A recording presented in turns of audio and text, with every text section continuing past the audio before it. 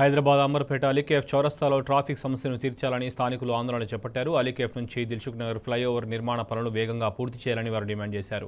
BRS ప్రభుత్వంలో flyover నిర్మాణం చేపడితే కాంగ్రెస్ ప్రభుత్వం ఎందుకు పెండింగ్ పనులు చేపట్టడం లేదని స్థానికులు ప్రశ్నించారు.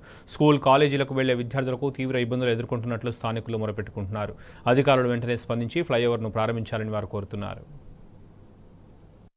అలీకేఫ్ చౌరస్తా బార్డరు మూసి నది మీదకెళ్ళి బ్రిడ్జి ఒకటి స్టార్ట్ చేసిండ్రు.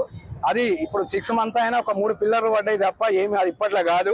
ఎందుకంటే గవర్నమెంట్ చేంజ్ అయిపోయింది, కొత్త గవర్నమెంట్. కాలేజ్ పిల్లలు, స్టూడెంట్, చిన్న పిల్లలు ఇప్పుడు మొగోళ్ళు ఎప్పటికీ ఇంట్లో ఉండరు.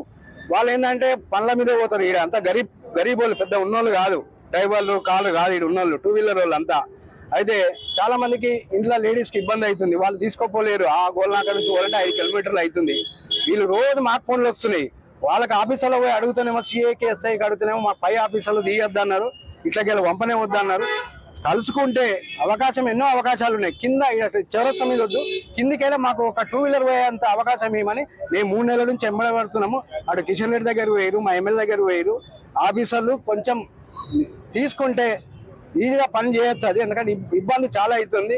ఎందుకంటే మనం ఫోటోలు కొట్టే టైము ఆడ జనాలకు టైం ఇస్తే చాలా హ్యాపీగా ఉంటారు, సంతోషంగా ఉంటారు. ఇది క్లియర్ చేయాలి, మాకు పరిశ్రమ కావాలి, దాని గురించి ఇది సాల్వ్ చేయాలని చెప్పి మేము ఎక్స్పెక్ట్ చేస్తున్నాం గవర్నమెంట్ కు.